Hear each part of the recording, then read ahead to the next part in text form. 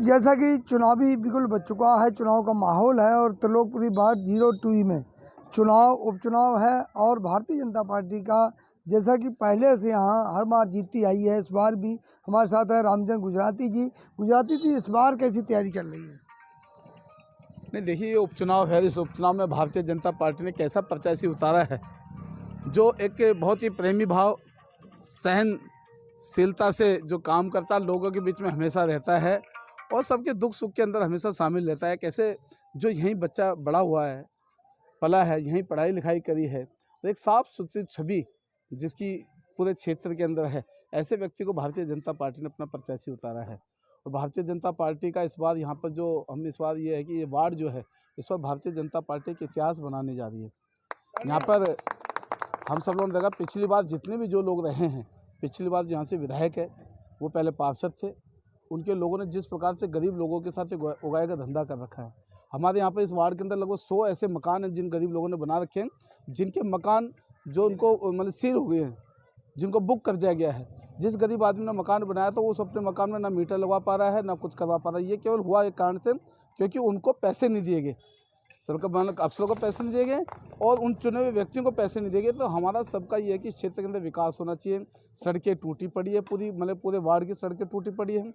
Ward में जगह जगह कूड़ा मिलता है, क्योंकि अब कोई देख रेख नहीं कर पा रहा ठीक ढंग से। तो मेरा ये मानना, जितने रोड हैं उन रोडों पर कब्जा है लोगों का, लोगों को उगाई के धंधे बना रखे, तो लोग परेशान हैं यहाँ पर।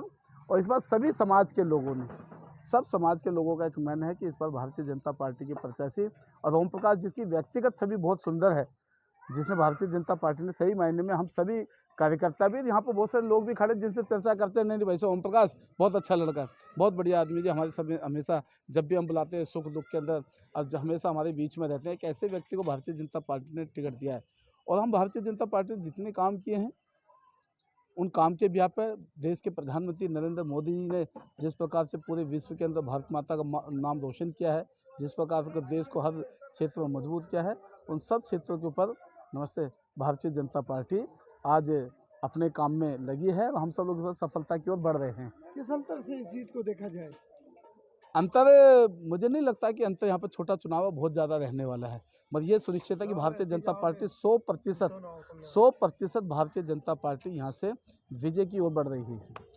जैसा गुजराती जी, आपका नाम है कि आप चुनाव जितवाने में, चुनाव लड़वाने में बड़े माहिर माने जाते हैं, तो इस बार कैसी रणनीति बनाई है? ये सारे मेरे परिवार के लोग खड़े हैं और जिस प्रकार से यहाँ खड़े, किसी भी लोग में भी हम जाएंगे, लोगों के बीच में हमने जो ना, लोगों के बीच में बगैर स्वार्थ के, चुनाव के दिन में नहीं, चुनाव के दिन में तो बहुत सारे लोग घूमते हैं, नेता घूमते हैं, मेरा तो हमेशा से रहा है, हम सब भारतीय जनता पार्टी के कार्यकर्ता 100 दिन काम करते हैं। किसी के सुख में दुख में आधी रात को कोई हमारे घर पहुँच जाए तो हमारे घर के दरवाजे हमेशा सबके लिए खुले हैं। मेरे बारे में ये सब लोग जानते हैं कि कोई भी, चाहे वो हमें जानता हो या नहीं जानता, हमारी पार्टी से विचारधारा रखता हो नहीं रखता हो, मगर वो क्षेत्र का आदमी है, उसके सही मायने में हम किसी गलत काम के साथ कभी नहीं रहे, मगर हर व्यक्ति की समस्या के लिए भारतीय जनता पार्टी के हम सब कार्यकर्ता हमेशा से काम करते हैं। हमने फिर दोबारा इस चुनाव में भी प्रण लिया है, फिर दोबारा हमारा प्रत्याशी जीत के जाएगा, वह वही काम करेगा जो भारतीय जनता पार्टी का कार्यकर्ता पहले करता था जीतने से पहले। जो जनता के बीच में रह के जो आदमी काम करेगा, जनता की सुख दुख। अच्छा, छोटा चुनाव है, चुनाव किस चीज़ का है? बिजली हमारे पास नहीं, पानी हमारे पास नहीं, सीवर हमारे पास नहीं, सब दिल्ली सरकार के पास है बड़े काम। मगर हमारे पास जो काम है वो है सफाई, नाली साफ रहनी चाहिए। बड़े नाले हमारे पास नहीं है। आज जो गलियों की नाली भरी हुई है, वो भी कारण क्या है? जो बड़े नाले दिल्ली सरकार के पास हैं, वो बड़े नाले भरे हुए हैं। अब नाली का पानी तो जब ही जाएगा ना, वो नाला जब नीचे होगा तभी तो नाली का पानी जाएगा। तो गलियों में जो पानी भरा, अच्छा आम आदमी को क्या लगता है नाली भरी हुई है, मगर उसके पीछे मूल कारण जो है, नाला जो भरा हुआ है, वो नाला जब नीचे जाएगा तब नाली का पानी उसमें जाएगा। तो हम सब यहाँ के सब जितने निवासी हैं, हम सब लोग जानते हैं इस बार जो है छोटी छोटी जो समस्या है, और हमारा ये जो वार्ड है, इस वार्ड में बहुत सारी समस्याएं हैं दोस्तों। इस वार्ड को पिछले 1 साल से विधानसभा का 1.25 साल हो गए, चुनाव हो गए, मगर इस वार्ड का कोई माई बाप नहीं है, कोई संभालने वाला है, क्योंकि निगम पार्षद जो थे वो एमएलए बन गए और यहाँ का काम करने वाला कोई है नहीं इस टाइम। तो इस टाइम हम सब लोगों ने, हमारे जो मेयर हैं श्रीमान निर्मल जैन, उनके माध्यम से हमने बड़ा काम, हमने इसी वार्ड के लिए एक बड़ा ट्रक और 4 हमने छोटे कूड़ा उठाने वाले, जो इसी वार्ड के लिए है, इसी वार्ड में रहेगा, दूसरे वार्ड में नहीं जाएगा। अजी हमारे एमसीडी के सब बहन भाई हम सारे हमारे सब लोग ये इस बात को जानते हैं, बड़ा कार्यक्रम हमने किया था। इसी वार्ड को हमने वो समर्पित किया कि इस वार्ड में रह करके कूड़ा मेट्रो वेस्टेज जो कंपनी को जो दिया है वो दिन में 10 चक्कर लगाएगा, 4 चक्कर लगाएगा, मगर क्षेत्र में कूड़ा नहीं रहने देगा। तो इसलिए हम सब लोग अपने काम के बिहाफ पे, अपने प्रत्याशी के बिहाफ पे और हमारे क्षेत्र का जिस प्रकार से प्यार प्रेम है उसके बिहाफ पे लोग परेशान हैं यहाँ पर। गुजराती जी, मैं चाहूँगा एक सवाल है आपसे कि एमसीडी कर्मचारियों की आए दिन समस्या होती है, हड़ताल हो जाती है जिससे पब्लिक बड़ी परेशान होती है और आपकी सरकार है, एमसीडी में आपकी सरकार है, तो इसका हल क्यों नहीं निकल रहा है? हमारी सरकार के तीनों मेयर अभी मुख्यमंत्री के घर पे 13 दिन तक कड़कड़ाती धूप के ठंड के अंदर हम सब लोग वहाँ धरने पे बैठे रहे और हम ये कहते हैं कि हमारे को जो है जो एमसीडी के हिस्से का 13,000 करोड़ रुपए है, जो कि हर साल सरकार मतलब दिल्ली सरकार केजरीवाल रोक लेते थे, उसको नहीं किया, वो बढ़कर 13,000 करोड़ हो गया। और उस 13,000 करोड़ रुपए के अंदर हमारे जो सफाई कर्मचारी बहन भाई हैं उनकी तनख्वाह नहीं मिल पा रही, हमारे जो रिटायर हो गए जो पेंशनधारी जो रिटायर हो उनको पेंशन नहीं मिल पा रही, जो जिनका रुका हुआ पैसा है अब से मतलब कि एरियल वगैरह है, जो सरकारी जो बोनस वोनस होता है वो आज तक नहीं मिल पा रहा है। और यहाँ पे जो टीचर हैं, जो स्कूल के प्राइमरी स्कूल के टीचर हैं, उनको तनख्वाह नहीं मिल रही है। जो इस कोरोना के अंदर जो बेचारे हमारे योद्धा थे, जिनको बोलते हैं नर्सें हैं, डॉक्टर्स है, एमसीडी के जितनी डिस्पेंसरी हैं, अस्पताल हैं, उनके अंदर उनकी तनख्वाह नहीं मिल पा रही। तो हमारे मेयर, हमारी नीयत में कोई खोट नहीं है। हम आज भी हमारे एमसीडी के जितने कर्मचारी उनके साथ हम सब लोगों ने अभी हमने फिर ये हड़ताल हुई है, उन सभी कर्मचारी सभी यूनियन के साथ हम सब लोग खड़े हैं और हम सब लोग ने वादे जो किया, हमने पूरी तनख्वाह उनका दिलवा दी। हमने कहा कि जो 1996 से लेकर अभी तक आज तक जो लोग मतलब कि परमानेंट नहीं हुए उनके सबके ऑर्डर हमने कर दिए, मगर कमिश्नर इस बात को जो एडमिनिस्ट्रेटर बैठे हैं दिल्ली गवर्नमेंट के, वो लोग मान लेते। हमारी एमसीडी के मेयर ने सब लोगों ने पास कर दिया कि भाई कर्मचारियों को पक्का किया जाए, हम तो यही कर सकते हैं ना। अब वो हमारी पार्टी ने दिया, हमारे जो मेयर बैठे, स्टैंडिंग कमेटी के चेयरमैन बैठे, उन्होंने ईमानदारी के साथ हमने उसको पास कर दिया है और हमारे एमसीडी के जो भाई हैं वो सब खुश हैं कि भारतीय जनता पार्टी की जो एमसीडी में सरकार है, उन्होंने हम सभी जो हमारे कच्चे बहन भाई जो काम कर रहे थे उनको सबको पक्का करने का काम हमने किया है। एक और आरोप आप लोग लगा रहे हो आम आदमी पार्टी पे, 26,000 करोड़ का जो जल बोर्ड का घोटाला, उसके बारे में भी हमारे दर्शकों को सर मैं बताना चाहता हूँ, जल बोर्ड हमारे पास नहीं। जल बोर्ड का जो चेयरमैन है वो है मुख्यमंत्री और आजकल वाइस प्रेसिडेंट है राघव चड्ढा। और हम सब लोग जानते हैं, पहले तो मैं पानी की चर्चा कर लूँ, हमारे यहाँ पर पानी पूरा नहीं आ पा रहा है, पानी गंदा आ रहा है, घरों में बच्चे छोटे छोटे बच्चे बीमार पड़े हुए हैं। फ्री तो है, लोगों ने है, फ्री तो है, कोई फ्री नहीं है। हमारे बिल, मैं आपको यहाँ पे इतने बड़े बड़े बिल दिखा दूंगा जिन लोगों के बिल आ रहे हैं। हम गरीब लोग हैं, 22 गज का हमारा मकान है और हमको 700 गज जो पानी की फ्री की बात की है, अभी तो चलो सर्दी है, गर्मी के अंदर 4 परिवार के लोग नहाते हैं तो 700-500 लीटर फ्री हो जाता है। अगर 1 लीटर भी फालतू हो गया तो उसका पूरा पैसा हमको देना पड़ता है। मेरा मानना है अगर दिल्ली सरकार गरीब लोगों की मदद करना चाहते तो वो ये कहे कि 700 लीटर से ऊपर जितना पैसा तुम पानी खर्च करोगे उसका पैसा देंगे, 700 लीटर माफ़ करेंगे। वो 700 लीटर तो माफ़ नहीं कर दें। वो क्या कर रहे हैं, अगर 1 लीटर भी हमारा किसी बच्चे ने नलका चला दिया, पानी ले लिया, तो हमें वो 700 लीटर जो वो कह रहे हैं फ्री देंगे, उसका भी पैसा देना पड़ रहा है। मगर अभी गर्मी शुरू हो रही है, बिजली के बिल मैं कह रहा हूँ गर्मी में माफ़ करो ना। गर्मी में आज हमारे सभी के घर में पंखा नहीं, खाली एक लाइट जल रही है, वो भी आजकल एलईडी बल्ब आ गए, जिसका पहले 100 वाट का हम बल्ब जलाते थे।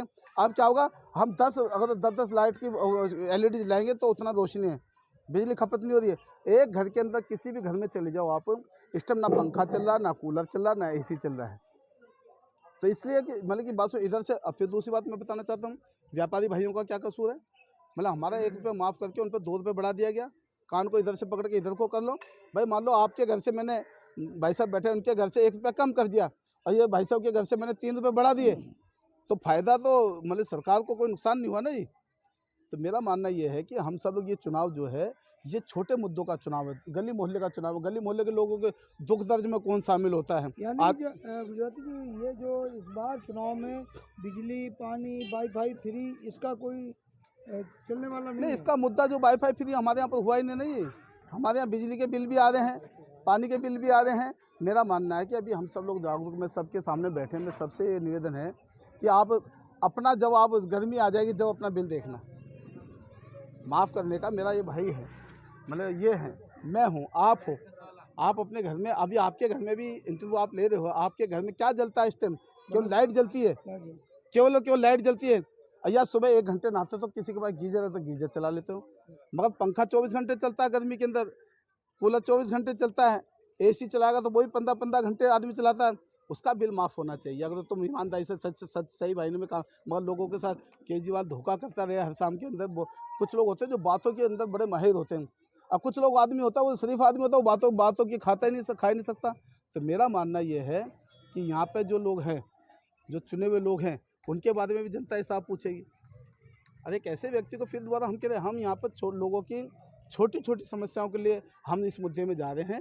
हम क्या करेंगे आकर के, हमारा कैंडिडेट जीतेगा तो 1 साल का चुनाव है, उसके बाद तो दोबारा चुनाव होने 2022 में चुनाव रहे। 1 साल में हमारा तो कह रहा है कि हमारा प्रत्याशी आपके बीच में ना रहे, हमारे आपके बीच में काम ना करे, तो अगले साल फिर आधा हटा देना।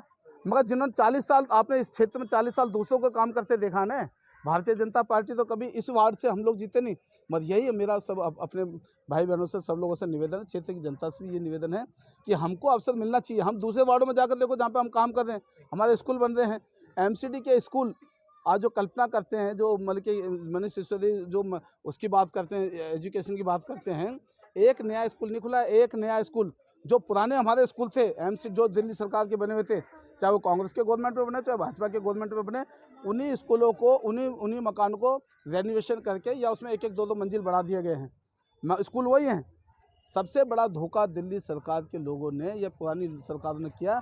जो हमारे स्कूल थे जिनमें खेलने के ग्राउंड थे, जिनमें से हमारे क्षेत्र के बच्चे जो खेल के माध्यम से जो आगे बढ़ रहे थे, उनका सबका अंधकार में जीवन कर दिया गया। सारे जो खेलने के ग्राउंड थे बंद कर दिए गए, उसी में बिल्डिंग बना दी गई।